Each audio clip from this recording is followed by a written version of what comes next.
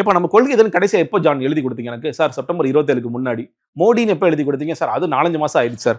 சரி பாஜக நீங்க திட்டணுமா? அதையும் திட்டவே இல்லையே சார். அப்புறம் ஏன் ஜான் என்ன போட்டு அடிக்கிறாங்க? கேட்பாரா இல்லையா? சிபிஐ போட்டு அடிக்கிறாங்க.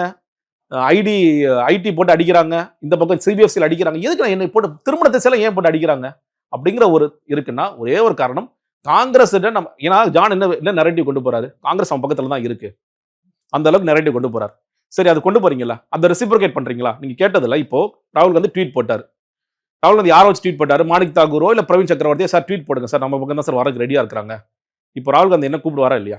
இந்த வடிவேலு கதை மாதிரி தான். கௌரவம் கௌரவம் சொல்லிட்டு கௌரவத்தை காலி பண்ணிட்டு போயிட்டியாடா. நீங்க பாருங்களேன் நீங்க சொல்ற மாதிரி அடுத்த அதாவது நிர்மல் குமார் பேட்டி கொடுக்குறாரு. அதுக்காவது இப்ப காங்கிரஸ் வந்து உங்களுக்கு ஆதரவாக சொல்றாங்களேன்னு கேட்டா எங்களுடைய பழைய நிலைப்பாடு தான் இப்பயும். அது என்ன நிலைப்பாடுன்னு சொல்லுங்க. நிலைப்பாடு அதாவது நிலைப்பாடு எடுக்காத நிலைப்பாடு இதான் சொல்றாங்க. உண்மையில சொல்றாங்க. கூட காமெடியா இருக்கு. உங்க நிலைப்பாடு என்னங்க? நிலைப்பாடு எடுக்காமல் இருப்பதாக இங்க நிலைப்பாடுங்கிறாங்க. இன்னொருத்தர் என்னது silence is more powerful then violence. தனியாவே சந்திப்பார். எப்பா உங்ககிட்ட தான் அடுத்த பிரைம் மினிஸ்டரே வராருப்பா, இப்போ தனியா ஏன் சந்திக்கணும்? ராகுல் காந்தி கூப்பிட்டுட்டே போங்க. அதான் சொல்றேன். நீங்க வந்து இவ்வளவு நெருக்கம் காட்டுறாங்க. அதை கூட ரெசிப்ரோகேட் பண்ண நீங்க இவ்வளவு பயப்படுறீங்கன்னா அதான் சொல்றேன். ஒரு பக்கம் காங்கிரஸ் வந்து நம்மள்கிட்ட சேர சேர அடி வாங்குறோங்கிறது தெரியுது. அப்ப இதை ரெசிப்ரோகேட் பண்ணா இன்னும் படம் தள்ளி போகும்.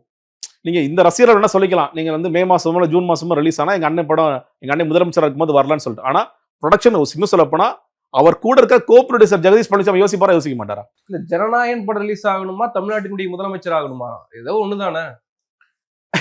ரெண்டுமே நடக்காது இல்ல. இப்போ அதாவது பிரச்சனை. நீங்க உடனடியாக நீங்க அந்த ரிஸ்க் எடுக்கிறான்னு வச்சுக்கோங்களேன். விஜய் வந்து கடைசி படத்தை இவ்வளவு லேட்டா நடிச்சிருக்கவே மாட்டார். விஜய் என்ன கணக்கு பண்ணாரு? நம்ம பிரச்சாரத்துக்கு போய் பெருசா மக்களை பார்க்க போறதுன்னா ஆரம்பத்துல இருந்து பிளான் என்னன்னு கேட்டீங்கன்னா, இந்த சனிக்கிழமை அரசியல் கூட பிளான்ல கிடையாது. எல்லாரும் ரொம்ப ப்ரெஷர் பண்ண சார் களத்துக்கே வருவீங்களா மாட்டீங்களா ரொம்ப ப்ரெஷர் பண்ண வேற வழியே இல்லாம தான் விஜய் வெளியே வர. இல்லாட்டி விஜய் முழுக்க நம்பிரும் ஜனநாயகன் படத்தை மட்டும்தான்.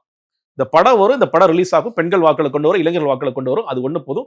கடைசி நேரத்துல பிரச்சாரத்துக்கு போய்க்கலாம். இது உண்மையிலே விஜய் அதான் யோசிச்சார். விஜய் வெளியே வரது தயாராவே. இன்னைக்கு பிரச்சார குழு மாநில மாவட்ட அளவிலான நிர்வாகிகளையும் எண்ணானதுல இருந்து அதுல ஆதவ அர்ஜுனா செங்கோட்டையன் எல்லாம் இருக்காங்க அந்த லிஸ்ட்ல. இப்போ 234 தொகுதிகளுக்குமான பிரச்சார பயணங்களை திட்டமிடுறது, எப்படி பிரச்சாரங்களை அணுகிறதுன்றதெல்லாம் இப்போ அது குழு போட்டிருக்காருல்ல. ஜனவரி 9ஆம் தேதி வந்து என்னது தொகுதி இது கூட்டணி குழுன்னு ஒண்ணு போட்டாங்க. என்ன பண்ணாங்க? இத்தனை நாள் என்ன பண்ணாங்க? ஏதாவது நடந்துச்சா?